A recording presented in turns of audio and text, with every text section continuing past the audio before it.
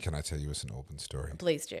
They got great Vietnamese, by the way. So I lived there when the Vietnamese had very much taken over, and it was my first home outside of home. So I grew up in Preston, and I'm like, I want to move to somewhere even more violent. And I'm like, there's only one option. Well, actually, there's two: Dandenong or St Albans. Yeah. So I went to St Albans, and I lived in Dandenong later in my life after I got married. I went to St Albans. I got a house. I lived there for a year and a half. It was close to where I was working at the time. I went down into the middle of St Albans and I parked my little red bubble hatchback Daihatsu Charade, the old ones with 3-cylinder motors in them. 3 cylinders on purpose. I had a 3-cylinder car before that, but it was meant to be a 4-cylinder. It just wasn't running on all of them. But this one was meant to have 3 cylinders, so it was a big improvement. I parked that in a little, you know how sometimes suburban blocks get turned into into little parking areas. I park in one of those. It's got this green fence in front of me. I'm like, yeah, mental note. Okay, it's on this street. You walk up, it's on the left-hand side. Perfect. All right, easy. I go down to the main street, do what I have to do. I come back to the car park, and my car parking spot is empty. And I'm like, my car's been stolen. I mean, it'd be super easy to steal. It was just a key, and it was all worn out. You probably could have started it with a marshmallow. Like it had the key was gone. It was just basically a stick.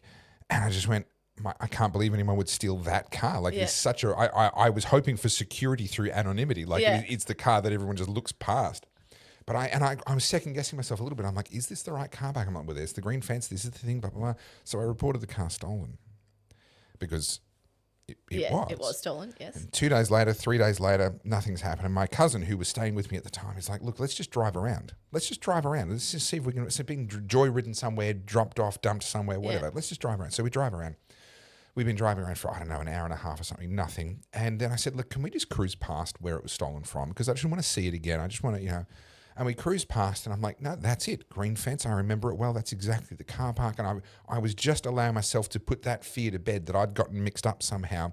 And about 4 more doors up, there was another basically identical empty block with a car park in it with the same color painted fence, presumably owned by the same person who had just done the same thing on both. The worst part was, there was my little red car after 3 days abandoned in the middle of St Albans and nobody had touched it. So your theory actually did work. It you worked. were just an idiot. It was completely, and I had to ring up the police and be like, funny story. I've had a similar scenario, not that my car got stolen, but in Chadstone, are you familiar with Chadstone? Oh, a little bit, yeah.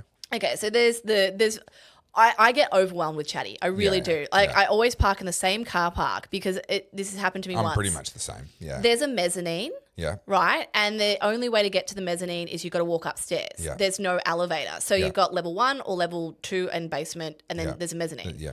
And it's somewhere, if recollection serves me correct, I think it's somewhere near Target, like that end. Anyway, I apparently parked on the mezzanine, and in my head I was on level 1. Yeah.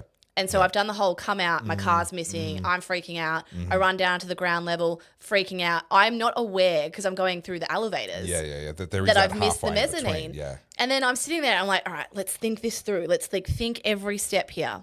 And I'm like, I walked downstairs at some point. I was like, stairs? I haven't gone past stairs. Yeah. And then, I've been in a blind panic for 90 minutes. It's horrible. I'm sweating, I'm crying, I'm upset, and I've got all my bags with me. Was this Dexter? Yeah. So this is your beloved.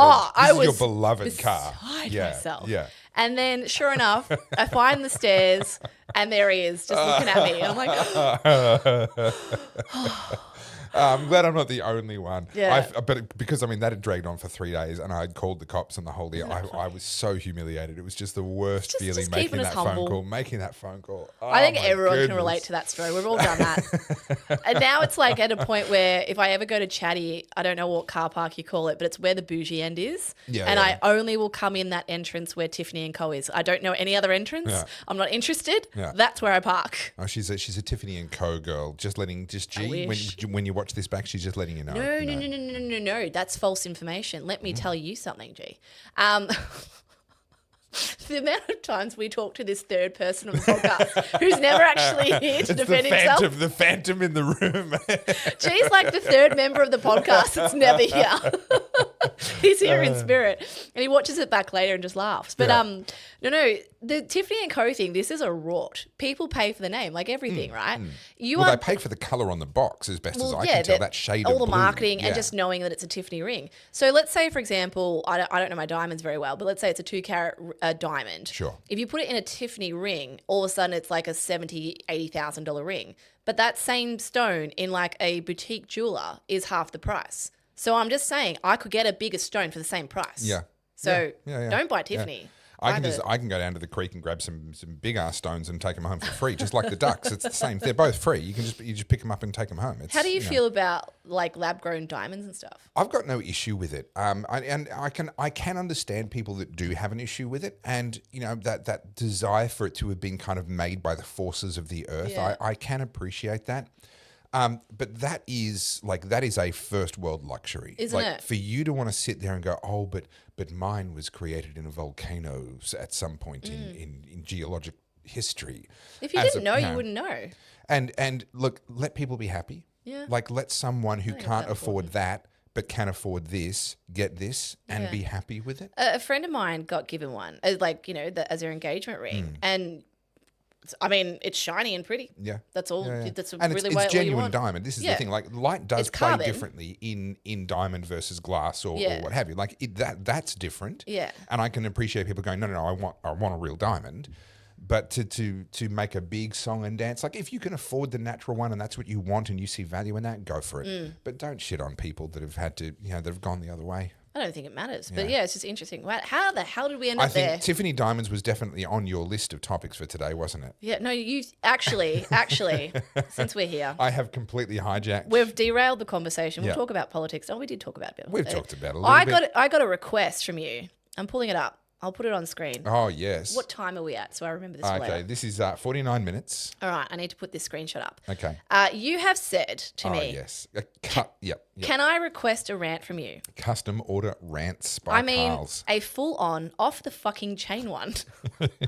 World record-breaking, never-to-be-repeated levels of rant. Guilty as charged. This is a true message from me to Carla. And you have sent me Balenciaga's $450 barefoot shoes are hitting stores.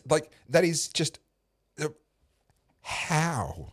Do you want a rant? Yes, Do you want me to rip? I believe I requested one explicitly. This is a litmus test. Right. This is just basically to keep morons broke, right? This is what people need to understand about luxury companies. They are not marketing to rich people. Rich people do not buy this shit. Poor people buy this shit. Hype beasts, people who are influenced by other people on social media, buy this shit.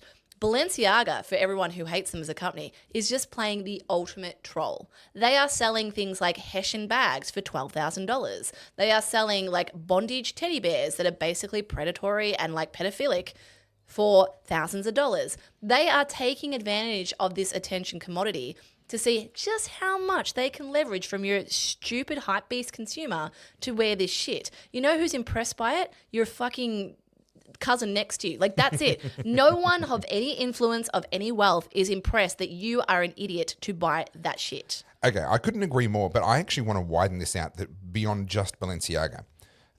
When I go to Chadstone, which I don't do very often anymore because I no longer live in Melbourne, but it used to be kind of, there was a local that we had, and then if that didn't have what we wanted, then Chatty was where we went. And you would walk around, and there are people having, there's rich and there's poor, and there's all, there's sort of a big melting pot. And every now and again, you would see these people who are just covered in luxury brands. The handbag has a big logo on it. Their clothing has Louis Vuitton stitched into it all over it, or what have you. And I always find myself looking at those people going, I'm so sorry that you're poor. Yeah, There comes a point where you cross the threshold from, oh, that's a nice handbag, to you are trying to scream at me. Yes. Some sort of success symbol, and I don't believe you. Yes. And to me, I think that's why I refer to Bulgari as Vulgari, because they've just got the big logos and the big, it's so in your face. When you meet people who are genuinely wealthy, and I've only met a few in my time, there's not a single logo on them. There's not a single logo on them. I know I've talked about Birkins before. Birkins used to be the sign of genuine wealth. Now it's like you can game the system. And like Hermes is just trolling you. You have to go and spend 50 grand with your sales associate to qualify for a bag that's then like 12 grand. Yeah. You're an idiot. Yeah. You've literally just let them fleece you. And it's the same with Ferrari are a particularly bad one with this, but I've got to say Porsche are pretty bad too. If you want a Porsche GT3 RS or a Porsche GT2 RS or one of these really high-end ones. I know someone's selling one at the moment, actually. Oh, there you go. Or if you want a really high-end Ferrari, you have to be invited. Qualify. Correct. You have to be invited. And so you have to have spent, in the case of Ferraris and Porsches and so forth, typically a couple of $1 million, but certainly many hundreds of thousands of dollars. You've just watched another short clip from the Oddcast, and if you'd like to see the full video, it is over at our dedicated channel. That is the Oddcast HQ on YouTube. We will see you there. Don't forget to like, subscribe, and have a chat in the comments.